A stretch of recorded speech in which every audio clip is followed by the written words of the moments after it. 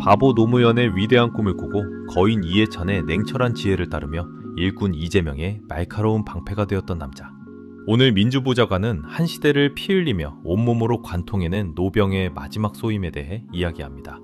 2026년 3월 이재명 대통령은 행정안전부 산하 이북 5도위원회 황해도지사에 배우 명계남을 전격 임명했습니다. 사실 대다수 국민들에게 황해도지사라는 직책은 조금 낯설지도 모릅니다. 대한민국 헌법상 고유 영토지만 현재 행정력이 미치지 못하는 이북 5도를 상징적으로 관할하는 국가기관입니다. 단순히 이름만 걸어두는 명예직이 아닙니다. 연봉 1억 5천만 원에 관용차가 지급되는 명실상부한 차관급 정무직 고위공무원으로 국내외 수백만에 달하는 실향민과 탈북민의 복지를 지원하고 인형적으로 갈라진 도민사회의 화합을 이끄는 막중한 권한을 지닙니다. 그동안 이 철옹성 같은 자리는 주로 보수 성향의 예비역 장성이나 우파 인사들의 전유물로 여겨져 왔습니다. 그렇기에 진보 진영의 가장 상징적인 투사이자 문화예술인인 그의 발탁을 두고 일각에서는 의아함을 표하기도 했습니다. 하지만 이 임명장 뒤에는 대한민국 민주주의의 가장 처절했던 역사와 평생을 북에 두고 온 고향을 그리워하던 한 실향민 가족의 피 맺힌 궤적이 숨겨져 있습니다. 15년 전에 내가 하던 시민단체에 처음 와서 나한테 인사했어요. 그런데 그가 어느 날 지도자가 돼서 나타난 거예요. 일을 그렇게 잘하는데 내가 이재명 후보한테 얼마 전에 물어봤어요. 야, 나 당신이 이렇게 진짜 똑똑하고 말 잘하고 정책 보니까 대단하네. 난 몰랐어 그동안. 어떻게 이렇게 사람이 그렇게 성장하고 그래서 내 진짜 미안한 얘기지만 이랬더니 이재명 후보가 형님 저는요 줄도 백도 없기 때문에요. 저는 매일 성장하고 진화하지 않으면 살아남을 수가 없어요. 제가 뭐 기댈 게 있습니까? 제가 공부하고 학습하고 성장하지 않으면요 이런 책임 있는 일 하지 못하죠. 저는 뭐가 있습니까? 아무것도 없는데. 나는 거기서 내가 던졌던 질문에 부끄러움을. 그는 지금도 진화하고 있어요. 눈물을 흘리는 상대원 시장의 그 단상 위에서도 그 숨겨진 마스크 속에서도 그는 진화하고 있어요. 내가 이거를 할 때가 아니고 이분들한테 당신들의 삶을 변화를 위해서 내가 이런 거 하겠습니다라고 해야 되는데 그걸 하고 있다는 것을 생각하면서 진화를 하고 있다고. 이런 후보하고 베니스 영화제의 화려한 레드카펫, 그리고 비 내리는 봉하마을의 차가운 비석. 명계남이라는 인물의 삶은 이토록 극단적인 대비로 이루어져 있습니다. 대중은 그를 핏대 세워 소리치던 노사모의 강성이사로만 기억할지 모릅니다. 하지만 사실 그의 진짜 이름은 기득권의 폭력에 맞서는 이들을 지켜낸 가장 거대한 방패였습니다. 그는 자본의 논리에 굴러가는 충무로의 반기를 들고 이창동 감독과 함께 초록물고기, 박하사탕, 오아시스를 만들며 타협 없는 작가주의를 지켜낸 위대한 후원자였습니다. 예술을 치열한 시대정신으로 대했던 그 단단한 뚝심은 곧장 거친 정치판으로 이어집니다. 2002년 스크린의 성공과 기득권을 몽땅 내던지고 그가 선택한 것은 변방의 바보 노무현이었습니다. 거친 아스팔트 위에서 삐뚤빼뚤한 손편지를 쓰며 지켜냈던 노무현은 그에게 단순한 정치인이 아니라 사람 사는 세상이라는 순수한 낭만 그 자체였습니다. 하지만 2009년의 창극은 그 낭만을 잔인하게 앗아갔습니다.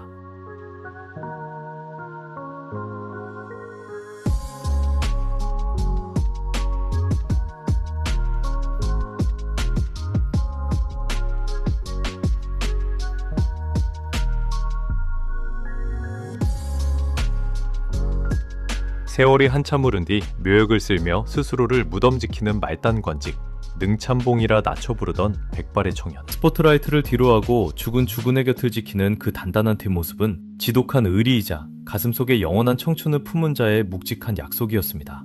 그 슬픔 곁에서 냉혹한 현실의 길을 알려주던 정치적 사부 이해찬 전 총리마저 2026년 1월 이국 땅에서 눈을 감았습니다. 장례식장을 찾은 명계남은 단 한마디 오열조차 내뱉지 못하고 영정사진만 지그시 응시했습니다. 시대의 거목들을 차례로 베어내고 텅 빈 들판에 홀로 남겨졌지만 그의 심장에는 여전히 세월에 꺾이지 않은 2002년의 뜨거운 청춘이 맥박치고 있었습니다. 그리고 그 텅 빈 들판에서 식지 않은 청춘의 투사는 기어이 역사를 바꿀 마지막 칼을 찾아냅니다. 거대 계파의 줄도 백도 없이 기득권의 탄압에서 홀로 살아남은 비주류, 바로 이재명 대통령이었습니다. 명계남은 진영의 아련한 향수에 젖어 이재명을 배척하려던 이들을 향해 뼈아픈 팩트 폭격을 날렸습니다. 아무리 밉고 싫어도 너보다 못한 윤석열을 뽑을 순 없잖아. 권위의 상징이던 12층 시장실을 아이들의 도서관으로 내어주던 젠프의 그 유쾌한 만행들. 명계남은 쓰레기를 모아서라도 기어이 불을 피워낼 이 지독한 생존자만이 노무현과 이해찬이 남긴 민주주의의 계보를 현실로 완성할 유일한 도구임을 직감했던 것입니다.